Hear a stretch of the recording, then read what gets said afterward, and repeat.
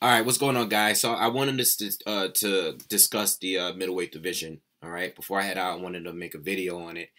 Um, seeing that Charlo recently moved up, you got Andre that recently moved up. Canelo is pretty much there to stay now. I don't think he's going to be making any more trips to the Canelo weight at 155, right? So you got all of these guys up there now. You got Golovkin, still the king up there at 160. Him and Canelo had their match. You have Daniel Jacobs, new deal over there with HBO. You got Sergey Derevyanchenko, who's up there now. And then you still got Saunders, who's still undefeated. He's fighting Lemieux, who Lemieux recently knocked out Curtis Stevens in a devastating fashion. This is probably the strongest the middleweight division has been in a very, very long time. You can even make the argument that it's a little bit more competitive now than it was when Hopkins was undisputed. Okay. And after that, definitely after he moved up in weight, when Sergio Martinez and Chavez Jr. and Felix Sturm and Darren Barker and all of those guys, Matthew Macklin's, all those guys, that was, the top middleweights at that time. I thought it was a lot weaker, and then Golovkin came around and started taking a lot of those guys out.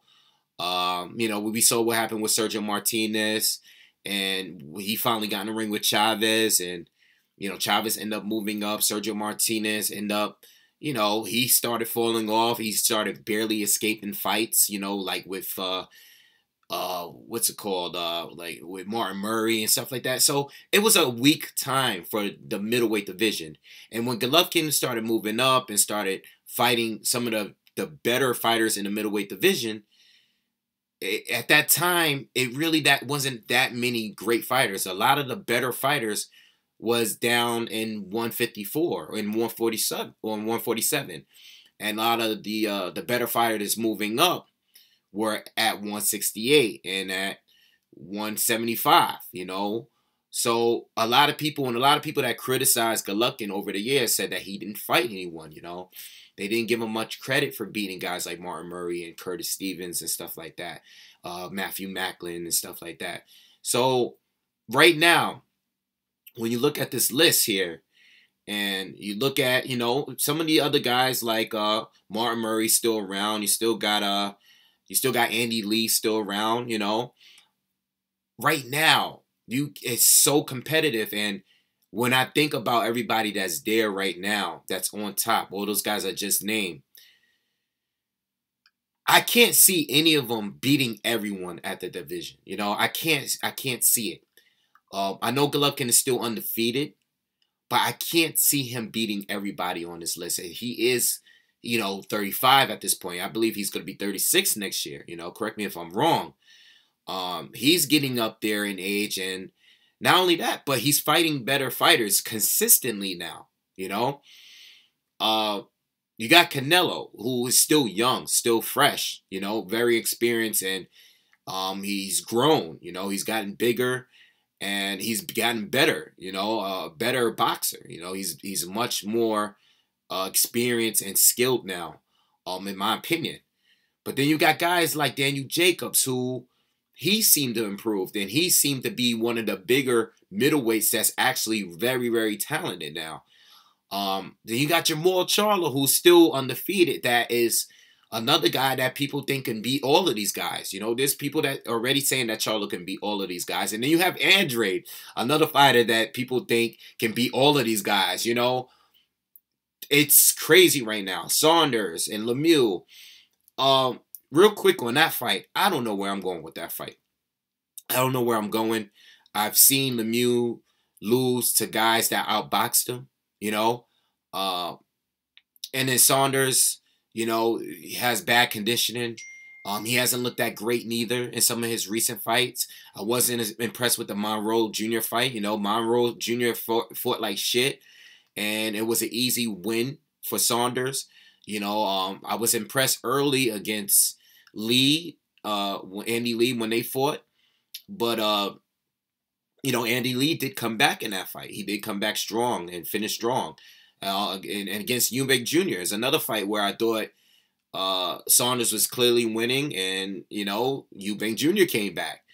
So I don't know where I'm going with that one. I could see Lemieux getting outboxed possibly, but I can also see Lemieux putting the pressure on Saunders, the unwanted pressure. And as after the first few 3-4 rounds, I see Lemieux taking over if he's still around, which I think he will be. But I'm not sure. I believe it to be a 50-50 fight. I'm rooting for Lemieux. I want Lemieux to win. I like Lemieux better. I hope he actually wins. But I don't know, I'm not really sure. But I'll speak on that later. You have that fight. And you got Sergey Devinyanchenko. I'm sorry, I'm having a hard time saying his name. Devinyanchenko, okay? Who, I'm going to stick with Sergey, okay? We're going to stick with that. Who is another fighter that is a dangerous fighter. I see all this mess that's going on with Demetrius Andrade. I was going to make a video on it. I'm not going to pay too much attention to it because we know Andrade had his issues leading up to fights. I already addressed that, on here plenty of times. I'm not going to go into all of that. What I do know is that both Andrade and Sergey's camp are saying that they are willing to take the fight early, January, February in 2018, okay? So I don't want to hear any excuses. Both of them are prepared to fight each other. Both say that they can win the fight. Let's get that fight next because that is a very important fight. I think that's a fight that's dangerous for both fighters. I think Devinyanchenko is probably Andrade's toughest fight already. I know he fought Martirosyan and beat him when he was undefeated. I know he fought Willie Nelson. I know he had a tough fight recently against Jack Koke. But Devinyanchenko, all right, is a problem, okay? He destroyed Turiana Johnson, okay, which was a big win, okay? It was very impressive. Turiana Johnson is a tough fighter, all right? Devinyanchenko destroyed him, okay? I want to see those two fight. I want to see these two fight now, okay? I don't think there should be a problem with making that fight happen. It should be on HBO, and then we could go from there. As far as Canelo and Triple G, that's another fight. It's going to be hard to call. The first fight was very close. I thought Triple G edged the fight. I thought Canelo could have done a little bit more. He would have won the fight, clearly. I think both, regardless of how you think the second fight is going to go, how you think the first fight went, I think we all can agree that if both improve on the body shots and stop headhunting the whole fight, whoever chooses to do that in the second fight, if they are going to fight next, each other next, whoever does that better wins the second fight. That's what I believe. I think a lot of people can agree with me. I know Canelo was doing well with the body shots early. It seemed to bother Triple G. I think Triple G, who was a great body puncher, didn't do enough, not nearly enough. I want to see what he did to Matthew Macklin in the rematch when they fight each other, okay? Both need to do more to win the fight the second time around, all right? But regardless, even if they don't fight, Triple G has a tough schedule, whether he's fighting Canelo in a rematch.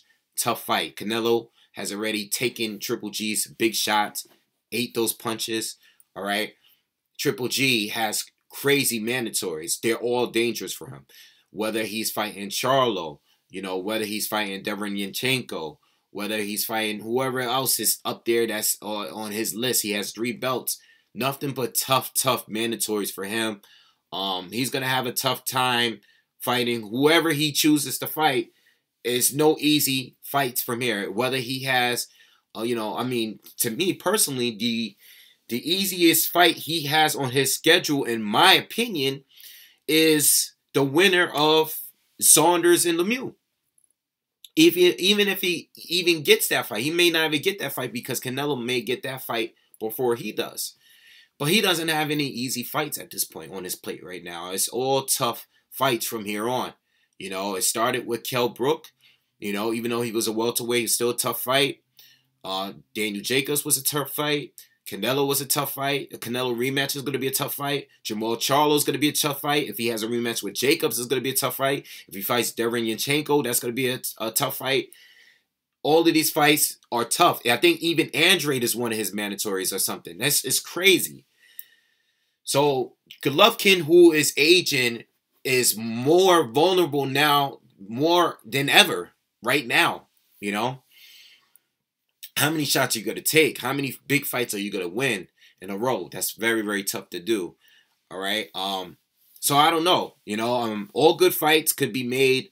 The only guys that I see here that don't really have anything special going on right now, Andre should be fighting Darren Yanchenko. Saunders and Lemieux are scheduled. And Golovkin and Alvarez may be fighting in a rematch. I see Jamal Charlo and I see Daniel Jacobs don't have nothing big coming up right now. Okay? Whether they're fighting for a mandatory position, you know, if they're not, I don't know if they are. I don't know what's up. But if they don't have anything scheduled, those two should be fighting. And if you look back at my recent videos, you'll see that I did a breakdown of that fight. I'm still not really sure where I'm going to actually lead to it when they actually schedule the fight. I think I said in that video that I'm slightly still leaning towards Jacobs. But I thought about it more after, kind of thinking, you know, Charlo a little bit. Really unsure where I'm going to go with that fight, okay? But all of these fights are great, extremely competitive fights. And I really don't see any of these guys dominating the division. I don't see it. All of these guys are different fighters. They have different styles. You know, some are very similar, but a lot of these guys are really talented, and they're all worthy of at least the few that don't have titles yet or don't currently hold titles. A lot of these guys are very title-worthy fighters. You know, maybe not all are pound for pound, but you can make the argument that if they're not pound for pound, they are very close to it. You know, people thought for years that Andre was the best junior middleweight. You know, people really believed that he was. You know, and you know, David Lemieux was a champion. Saunders is a current champion. Charlo was another guy that people thought was the best guy at 154, you know, and now that he moved up, there's people that saying that he's already the best fighter at 160. You know, you have Golovkin and you have Canelo, that two fighters that are already a little bit more proven. Tough division right now, man, and I love it. I just hope the fights keep coming. I hope in 2019 there should be no excuses. You know, there's everybody. There's a lot of guys over here in Showtime that are there. There are Al Heyman fighters there. There are Golden Boy. There's HBO guys over there. It shouldn't be any issues for this year. For we can kind of come to some sort of conclusion on who we should be going into 2019 knowing who's the best at middleweight division based on what's happening right now, because all of these fights are great fights, you know? There should be no easy pickings at this point. There's too many good fights that could be made at 160 right now. Even if we don't get the absolute fight, if we don't get Golovkin against Canelo right now, Canelo should be fighting another one of those guys I just named. Golovkin should be fighting another one of those guys I just named as well. It's tough. It's extremely competitive. And any of these guys could be one or two fights away from being a pound for pound fighter themselves. It's that good in my opinion. Let me know what you guys think. I'll see you guys on the next video. Peace.